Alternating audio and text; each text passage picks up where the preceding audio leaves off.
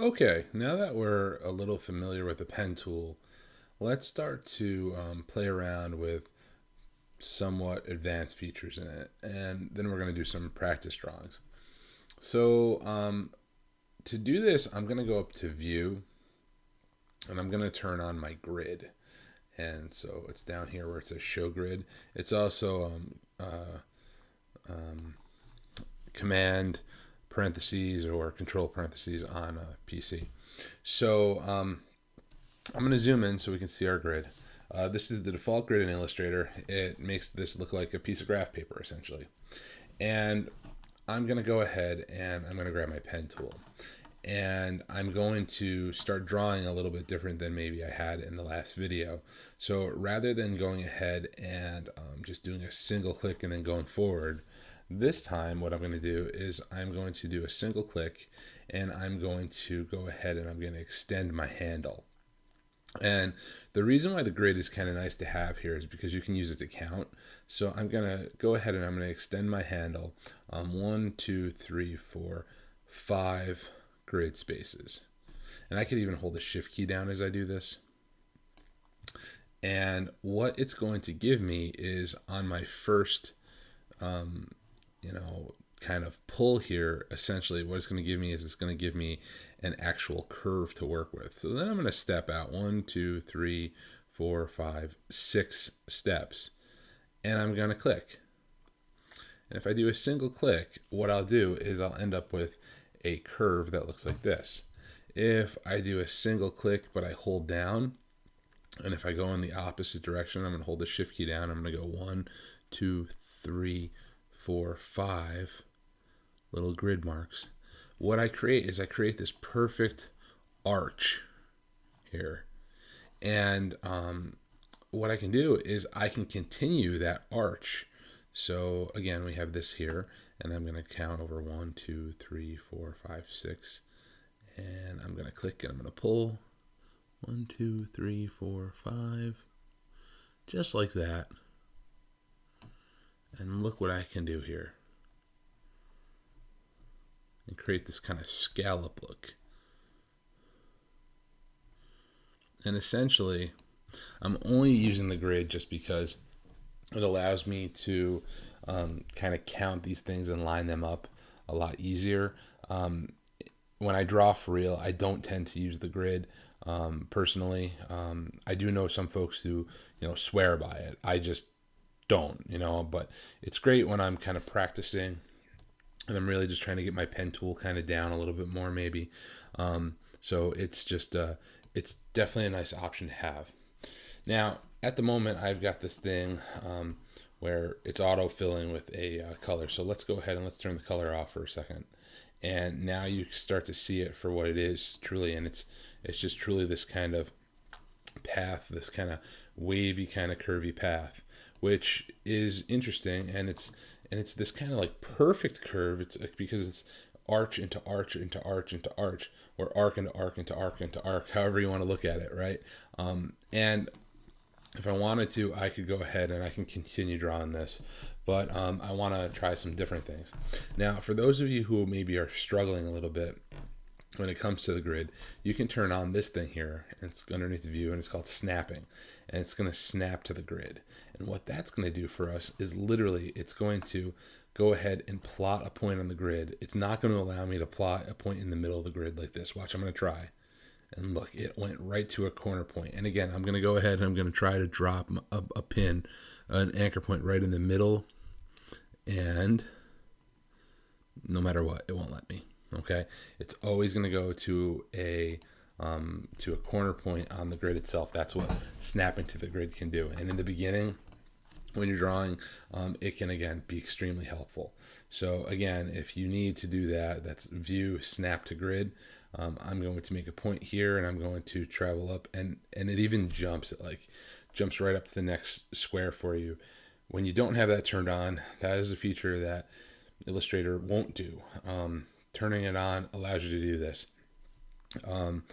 It does limit you as you're drawing though, so it's something that you need to be aware of.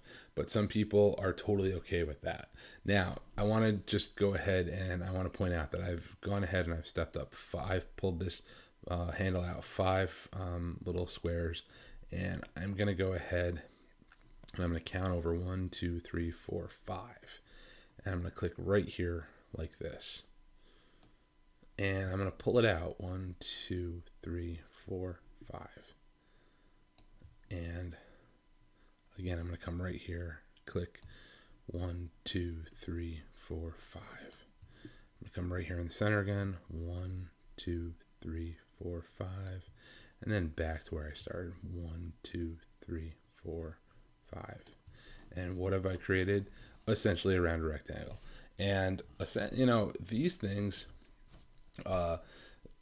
these shapes that you can create utilizing these curves, and especially when you're snapping, they're very similar to a lot of the geometric shapes that we can create.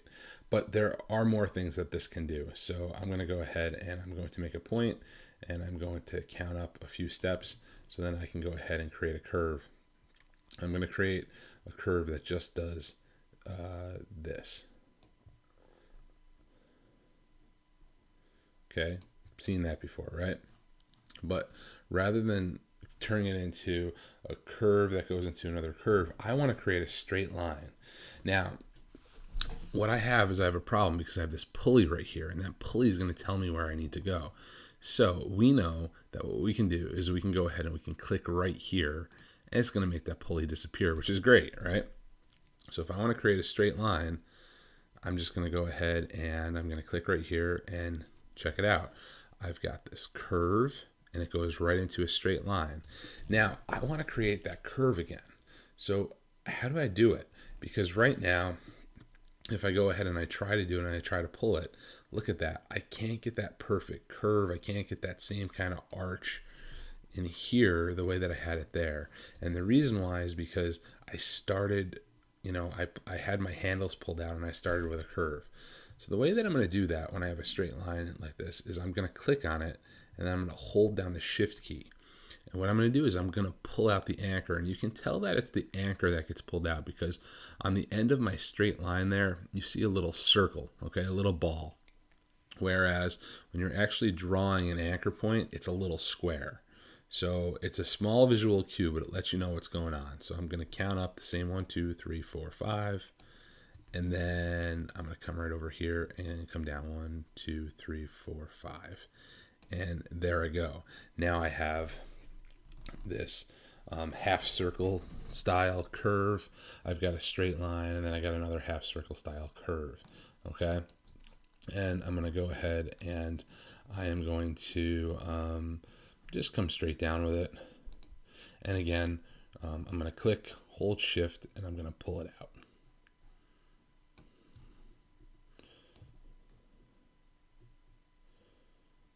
That looks good. Click here.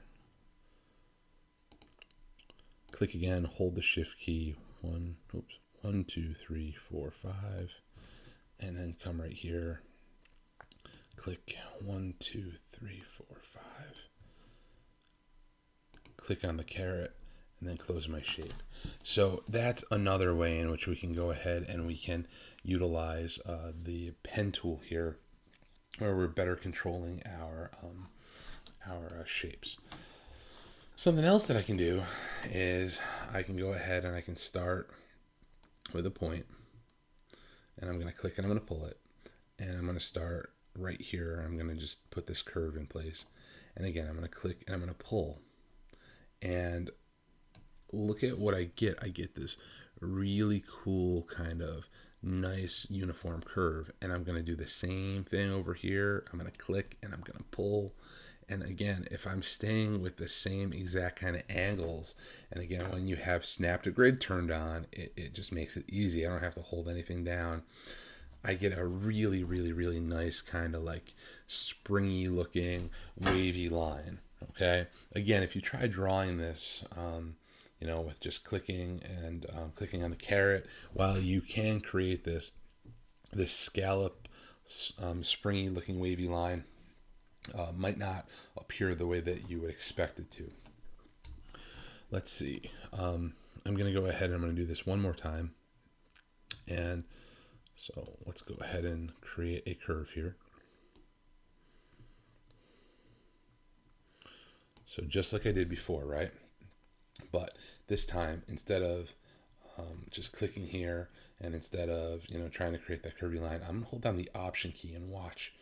When I do that, my mouse turns into a little upside down V. It turns into the caret. And look what I can do. I can go ahead and I can move my forward handle in any direction that I want. I could drop it right here where the reverse handle is. And then when I go to draw this, look, it's going to be ready for me. And again, that's holding down the Option key, grabbing that, and moving that. I can move it somewhere else. Let's move it here and see what happens. And look at that. 1, 2, 3, 4, 5. Why am I keep using 5? I'm just using it because that's the number I was using here. In fact, actually, I'm not even using 5. I'm going to just go the entire length of the grid and then pull out. Option, click, drag that here. Actually, no, Option, click, drag that. 1, 2, 3, 4, 5. Right about there. And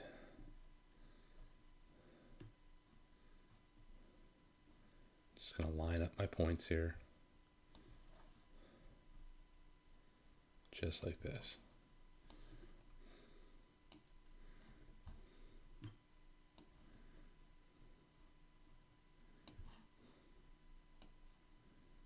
Oh no, look at what happened.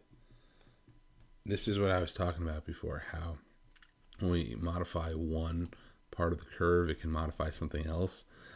That does tend to happen. And at the moment, there's not much I can do because right now I have Snap to Grid turned on. I can attempt to go back with my direct selection tool and click on this and start to modify it. But look at that. When I modify this, it changes that. The best I can tell you is that there's no clear answer to this, at least not when Snap to Grid is turned on. If I turn Snap to Grid off, I can cheat a little bit. So let's go ahead. I stopped my drawing, which I try not to do, but if I have to, I can, right?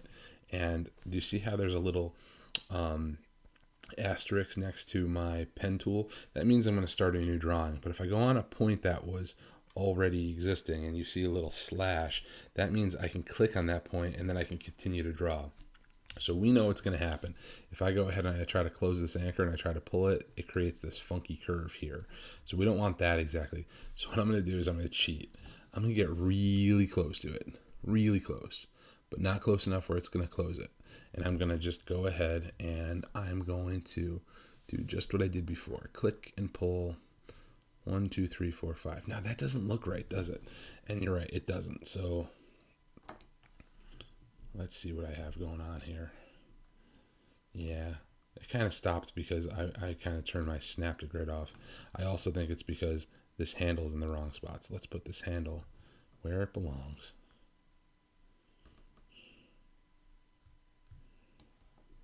Oh, and it looks like I really kind of screwed it up a little bit here. Ah, there's my handle that I was missing. 1, 2, 3, 4, 5. There we go. And again, get super close, but not touching. And I'm going to hold down the Shift key. And there we go. Look at that. And now I'm going to zoom in. And I'm going to do this thing that I do all the time, and I call fudging, right? So I'm going to go ahead and I'm going to click right here on this anchor, and I'm going to come and I'm going to touch this thing, and boom. All right. Now, do you see how it's a little off? All right. That's okay. I'm going to take this, I'm going to just move it up a little bit, and it's fixed. Things like that, the viewer will never know. You know because you did it, but the reason why you know is you're zoomed in, and you're zoomed into some crazy amount like 2,000%. But from, looking at it from, a distance, no one will ever know that that happened, okay? And then you can create these objects. I'd like to point out, though, that here I am, and I'm creating these concentric kind of circles that are, or these half circles that are all kind of like falling into one another. I'd like to point out the whole work smarter and not harder thing. And I'm going to make a circle. And I'm going to make a circle at about the size of one of these boxes. And I'm going to pull it halfway down the box, just like those ones are. And I'm going to put another one right next to it. And then I'm going to put another one next to it here, right like this. And another one here. And another one right about, there.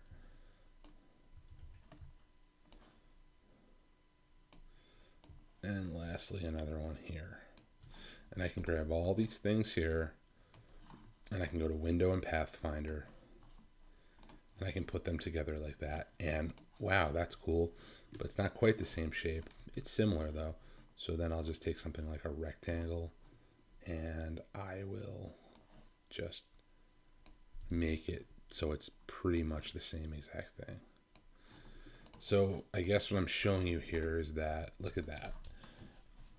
I did it a lot quicker with the Pathfinder than I ever did with the pen tool. Sometimes that works out that way, and other times it doesn't. But either way, it gives you options when you're drawing in Illustrator to go in one direction or another.